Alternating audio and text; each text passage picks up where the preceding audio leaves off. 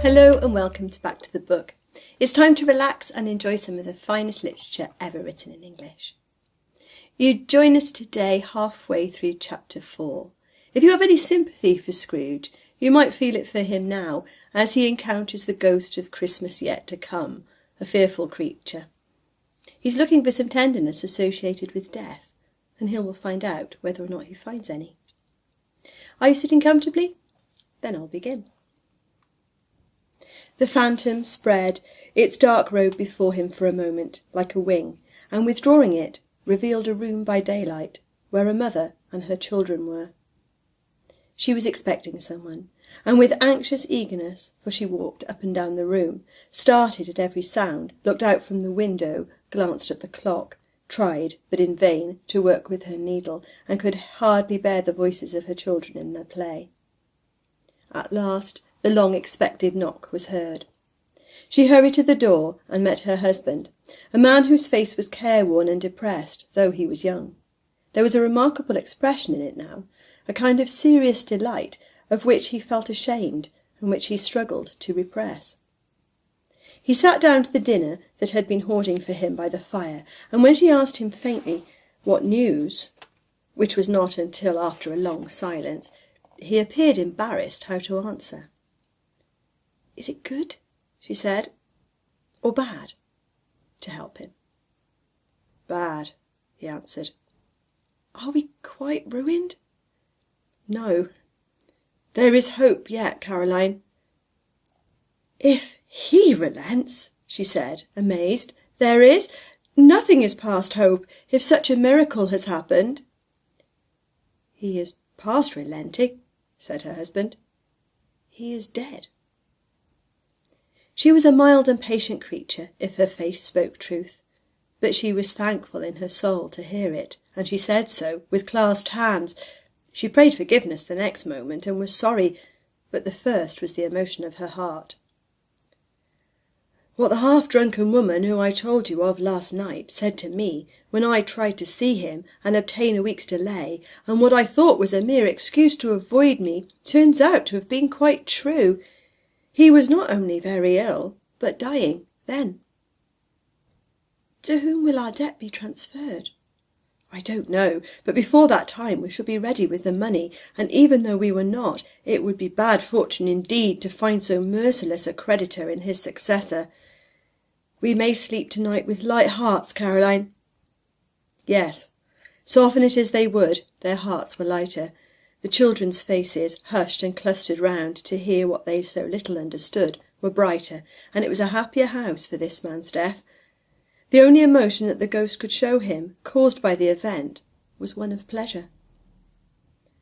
"Let me see some tenderness connected with the death," said Scrooge, "or that dark chamber spirit which we left just now will be for ever present to me." The ghost conducted him along several streets familiar to his feet, and as they went along, Scrooge looked here and there to find himself, but nowhere was he to be seen. They entered poor Bob Cratchit's house, the dwelling he had visited before, and found the mother and the children seated round the fire.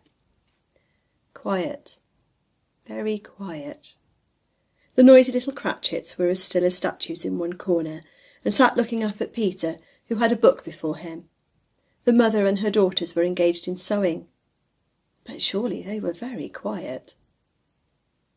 "And he took a child, and set him in the midst of them." Where had Scrooge heard those words? He had not dreamed them. The boy must have read them out, as he and the spirit crossed the threshold. Why did he not go on? The mother laid her work upon the table, and put her hand up to her face. "The colour hurts my eyes," she said. "The colour? Ah, poor Tiny Tim." "They're better again now," said Cratchit's wife. "It makes them weak by candlelight, and I wouldn't show weak eyes to your father when he comes home, for the world. It must be near his time." "Past it, rather," Peter answered, shutting up his book. "But I think he's walked a little slower than he used these last few evenings, mother." They were very quiet again. At last she said in a steady, cheerful voice that only faltered once, I have known him walk with Tiny Tim upon his shoulder very fast indeed." "So have I," cried Peter, "often." "And so have I," exclaimed another. So had all. "But he was very light to carry," she resumed, intent upon her work, "and his father loved him so that it was no trouble, and here is your father at the door." She hurried out to meet him, and little Bob, in his comforter, he had the need of it, poor fellow, came in. His tea was ready for him on the hob, and they all tried who should help him to it most. Then the two young Cratchits got up upon his knees and laid, each child a little cheek, against his face, as if they said, "Don't mind it, father, don't be grieved." Bob was very cheerful with them, and spoke pleasantly to all the family. He looked at the work upon the table, and praised the industry and speed of Mrs. Cratchit and the girls. They would be done long before Sunday, he said. "Sunday? You went to-day then, Robert?" said his wife. "Yes, my dear," returned Bob. "I wish you could have gone. It would have done you good to see how green a place it is. But you'll see it often. I promised him that I would walk there on a Sunday." "My little child," cried Bob. "My little child." He broke down all at once. He couldn't help it. If he could have helped it, he and his child would have been farther apart, perhaps, than they were. He left the room, and went upstairs into a room above, which was lighted cheerfully, and hung with Christmas. There was a chair set close beside the child, and there were signs of someone having been there lately. Poor Bob sat down in it, and when he thought a little and composed himself, he kissed the little face. He was reconciled to what had happened, and went down again quite happy. They drew about the fire and talked, the girls and mother working still. Bob told them of the extraordinary kindness of Mr. Scrooge's nephew, whom he had scarcely seen but once, and who, meeting him in the street that day, and seeing that he looked just a little down, you know, said Bob, inquired what had happened to distress him. "On which," said Bob, "for he is the pleasantest spoken gentleman you have ever heard, I am told, "I am heartily sorry for it, Mr. Cratchit," he said, "and heartily sorry for your good wife." By the by, how he ever knew that, I don't know. "Knew what, my dear?" "Why, that you were a good wife," replied Bob. "Everybody knows that," said Peter. "Very well observed, my boy," cried Bob. "I hope they do. Heartily sorry," he said, "for your good wife. If I can be of service to you in any way," he said, giving me his card, "that's where I live. Pray come to me." "Now it wasn't," cried Bob, "for the sake of anything he might be able to do for us, so much as for his kind way, that this was quite delightful. It really seemed as if he had known our Tiny Tim, and felt with us." "I'm sure he's a good soul," said Mrs. Cratchit. "You would be surer of it, my dear," returned Bob, "if you saw and spoke to him. I shouldn't be at all surprised, mark what I say, if he got Peter a better situation." "Only hear that, Peter," said Mrs. Cratchit. "And then," cried one of the girls, "Peter will be keeping company with someone and setting up for himself." "Get along with you," retorted Peter, grinning. "It's just as likely as not," said Bob, "one of these days. Though there's plenty of time for that, my dear. But however and whenever we part from one another, I am sure we shall none of us forget poor Tiny Tim. Shall we? Or this first parting that there was among us?" "Never, father!" cried they all. "And I know," said Bob, "I know, my dears, that when we recollect how patient and how mild he was, although he was a little child, we shall not quarrel easily among ourselves, and forget poor Tiny Tim in doing it." "No, never, father!" they all cried again. "I am very happy," said Bob. "I am very happy." Mrs. Cratchit kissed him, his daughters kissed him, the two young Cratchits kissed him, and Peter and himself shook hands. "Spirit of Tiny Tim, thy childish essence was from God." "Spectre," said Scrooge, "something informs me that our parting moment is at hand. I know it, but I know not how. Tell me what man that was whom we saw lying dead." "The ghost of Christmas yet to come," conveyed him, as before, though at a different time, he thought. Indeed, there seemed no order in these latter visions, save that they were in the future, into the resorts of businessmen, but showed him not himself. Indeed, the spirit did not stay for anything, but went straight on, just to the end now desired, until besought by Scrooge to tarry for a moment.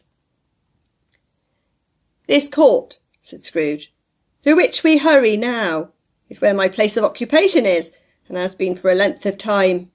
I see the house. Let me behold what I shall be in days to come." The spirit stopped.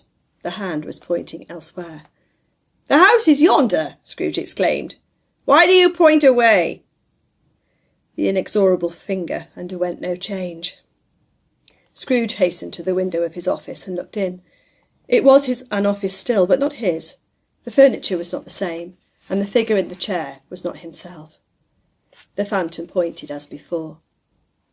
He joined it once again, and wondering why and whither he had gone, accompanied it until they reached an iron gate. He paused to look around before entering. Churchyard.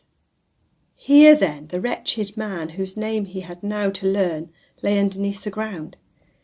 It was a worthy place, walled in by houses, overrun by grass and weeds, the growth of vegetation's death, not life, choked up with too much burying, fat with replete appetite.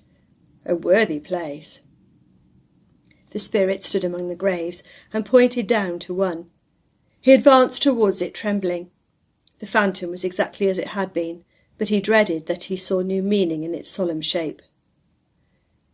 "Before I draw nearer to that stone to which you point," said Scrooge, "answer me one question. Are these the shadows of the things that will be, or are they the shadows of things that may be only?"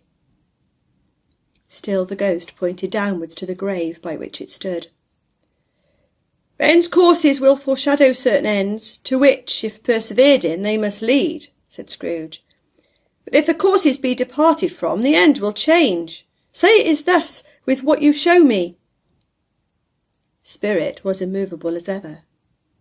Scrooge crept towards it, trembling as he went, and following the finger, read upon the stone of the neglected grave his own name, Ebenezer Scrooge. "Am I that man who lay upon the bed?" he cried, upon his knees. The finger pointed from the grave to him and back again. "No, spirit! Oh, no! No!" The finger still was there. "Spirit!" he cried, tight clutching at its robe. "Hear me! I am not the man I was. I will not be the man I must have been but for this intercourse. Why show me this if I am past all hope?" For the first time the hand appeared to shake. "Good spirit," he pursued, as down upon the ground he fell before it, "your nature intercedes for me and pities me. Assure me that I may yet change these shadows you have shown me by an altered life." The kind hand trembled. "I will honour Christmas in my heart, and try to keep it all the year. I will live in the past, the present, and the future. The spirits of all three shall strive within me. I will not shut out the lessons that they teach. Oh, tell me I may sponge away the writing on this stone." In his agony he caught the spectral hand. It sought to free itself, but he was strong in his entreaty and detained it. The spirit, stronger yet, repulsed him. Holding up his hands in a last prayer to have his fate reversed, he saw an alteration in the phantom's hood and dress. It shrunk, collapsed, and dwindled down into a bedpost. There ends the 4th chapter of A Christmas Carol. Do join me next time to find out how the story resolves. And if you're enjoying this series, do like and subscribe to our channel. We've got more great literature coming up for you soon.